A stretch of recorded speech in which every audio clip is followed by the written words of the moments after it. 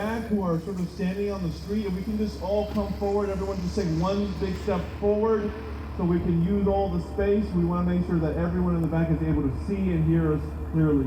Thank you very much. Our next speaker is Mark Emanatian. Good afternoon, everyone. I'm the Executive Director of the Capital District Area Labor Federation, which is all of the unions in 11 counties around Peninsula County. We have 120,000 members and their families, from teachers to plumbers to grocery workers to painters, everyone. I'll tell you something, we're here with you, we're part of you, we're in your communities, we're doing tons of work, and we don't like the way the country is going, and we want to be part of the change to bring our country back to what we think it should be. Now that's the last thing I'm going to say about my job, and now I'm just going to speak from my heart. If you think that Trump is the problem, we're not going to solve anything. The problems existed for a really long time. We have a country where capitalism destroys everything, where profits are put in front of people. We have a two-party system that keeps the shell game where we keep voting for Tweedledee or Tweedledum over and over again, and we get nothing that we want.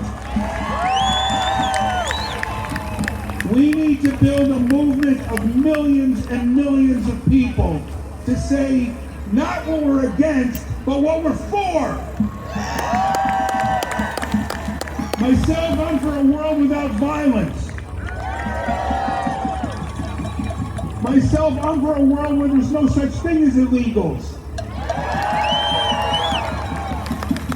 We need amnesty for all of our sisters and brothers that work so hard in this country to make a living for their families that are called illegals. We need amnesty for them, and we need to unite the working class so we can build a movement big enough to take this whole system down.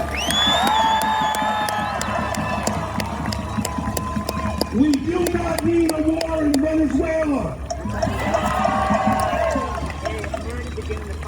We need a new anti-war movement that says no more violence anywhere. Let's stop the fighting. Let's stop U.S. government from corrupting and pillaging the entire world.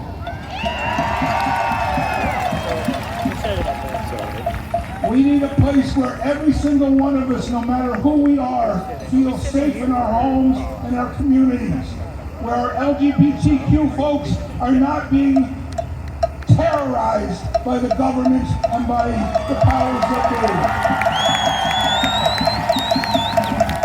be. We need a country where women get the respect that they deserve, a country where the attacks on women's rights and the attacks on what they do with their bodies is over.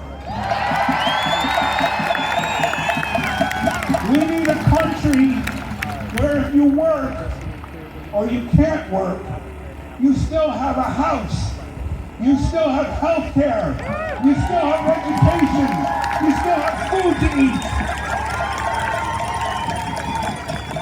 On Monday in Lansingburg, Monday morning at the Boys and Girls Club, we're going to hand out food like we do the third Monday of every month.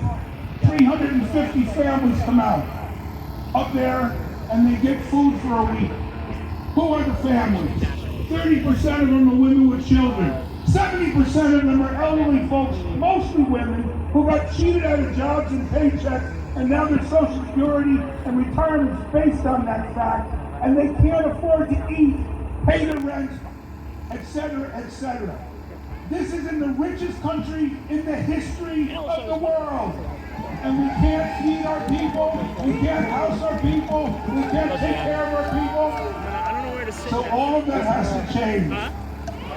I don't know how we actually go about doing it other than building a movement and talking to one another and figuring out how to do that.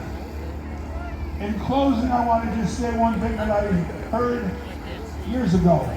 Malcolm X, when he came home from his second trip to Africa, got to the airport in New York, and a reporter Malcolm, are you trying to wake people up to their oppression? He said, no, I'm trying to wake them up to their self-worth, their collective self-worth. If we believed in our self-worth, if we believed in our self-worth and each other, we'd say enough, enough, enough, enough.